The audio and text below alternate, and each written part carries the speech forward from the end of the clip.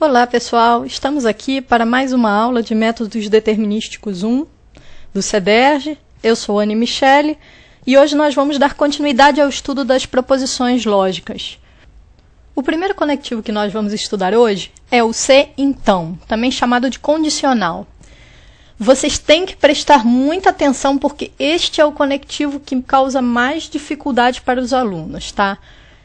Eu acho que talvez a principal razão pela qual ele causa tanta dificuldade é novamente o fato de que ele é usado na matemática de uma maneira um pouco diferente daquela que a gente usa tantas vezes no nosso dia a dia. Por exemplo, no nosso dia a dia, se eu disser se amanhã fizer sol, então vou à praia. As pessoas que me escutarem entenderão que se amanhã fizer sol, eu vou à praia e se amanhã não fizer sol, eu não vou à praia. Contudo, não é isso que eu disse. O que eu disse foi apenas que se amanhã fizer sol, eu vou à praia. Mas eu não disse que se não fizesse sol, eu não iria à praia. Essa sutileza faz uma grande diferença do ponto de vista matemático. Se eu fizer essa declaração, que se amanhã fizer sol, eu irei à praia, e alguém me encontrar na praia amanhã com chuva, a pessoa pode argumentar que a minha declaração não foi verdadeira. Enquanto do ponto de vista matemático não há problema algum de eu ir à praia com chuva, tendo eu declarado que se fizesse sol eu ia à praia. Porque quando eu declarei que se fizesse sol eu ia à praia, eu não disse nada a respeito do que eu faria ou não faria se chovesse. Então, como funciona o conectivo se então? O conectivo condicional. Aqui, a proposição resultante é falsa quando a primeira proposição é verdadeira e a segunda é falsa. Em qualquer outro caso, o resultado é verdadeiro. Ou seja, se eu declarei, se amanhã fizer sol, eu vou à praia. A única forma do que eu declarei ser falso é se amanhã fizer sol, ou seja, a primeira proposição verdadeira, e eu não for à praia, segundo a proposição falsa. Se amanhã fizer sol e eu não for à praia, aí sim, alguém poderá argumentar que eu não agi de acordo com a proposição que eu havia enunciado. Se amanhã fizer sol, irei à praia. Em qualquer outro caso, o que eu disse não deixa de ser verdade. Então, essa daqui é a regra para classificar uma proposição condicional em verdadeira ou falsa. A proposição resultante só é falsa quando a proposição primeira, aquela que contém a condição, for verdadeira, e a proposição segunda for falsa. Vamos ver alguns exemplos. Nesse primeiro exemplo, nós temos: se Brasil é o nome de um país, então Brasil fica na América do Sul. Brasil é um nome de um país e também fica na América do Sul. As duas proposições são verdadeiras. Logo, a proposição resultante é verdadeira. Mais um exemplo. Se a Terra é um planeta, então água é fogo. A Terra é um planeta, isso é verdade, mas água não é fogo. Então, se a Terra é um planeta, então água é fogo. Isso é falso. A Terra é um planeta e água não é fogo. Proposição falsa. Próximo exemplo. Se água é fogo, então a Terra é um planeta. Mas veja, como a água não é fogo, eu não estou me comprometendo com nada. Então, essa proposição daqui nós não podemos dizer que ela é falsa. Logo, a proposição é verdadeira. Observe que a simples troca da posição das duas proposições simples aqui fez com que a proposição passasse de falsa a verdadeira. Vamos ver mais um exemplo. Se a Terra é uma estrela, então água é fogo. Bom, a Terra não é uma estrela, ela é um planeta.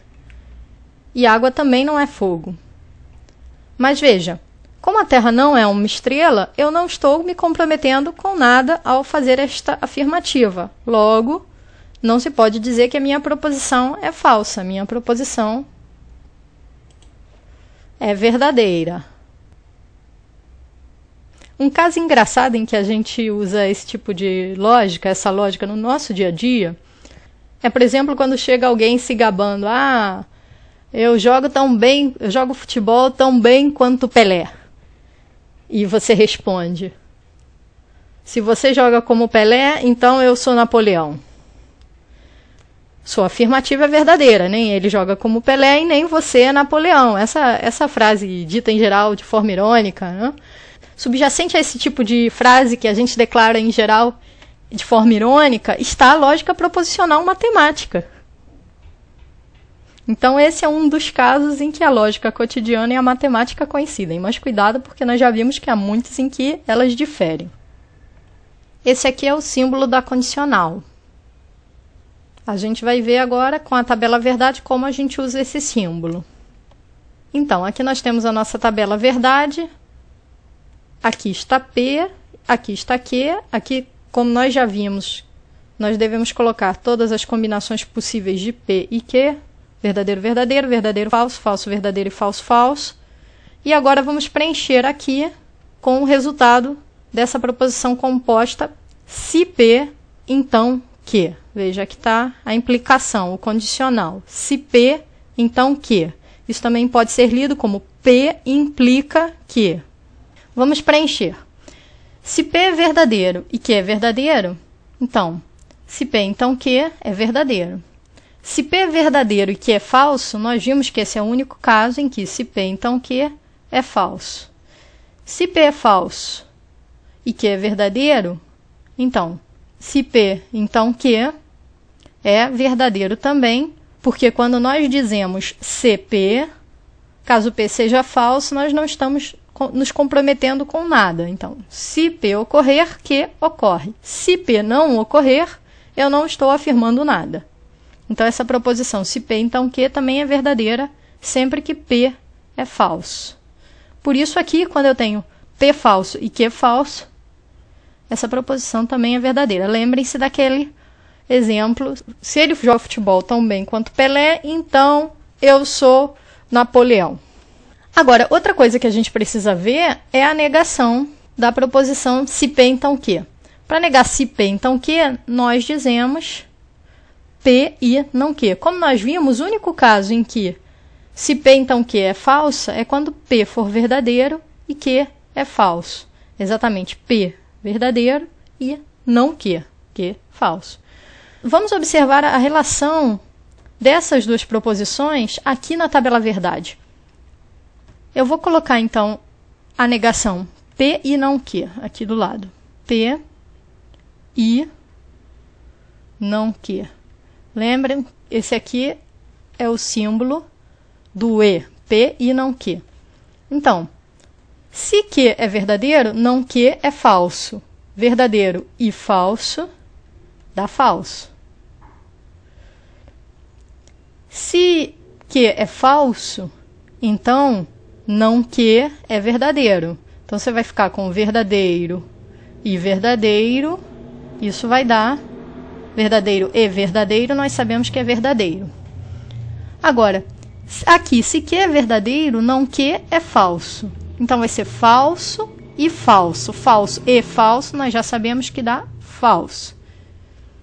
Finalmente, aqui, o Q é falso, então teremos não Q verdadeiro, e ficará, nossa proposição P e não Q ficará falso e verdadeiro, que nós sabemos que é falso, porque para que a conjunção seja verdadeira, é necessário que dos dois lados nós tenhamos proposições verdadeiras. Agora, observem aqui, como é característico da negação, essa proposição daqui, ela é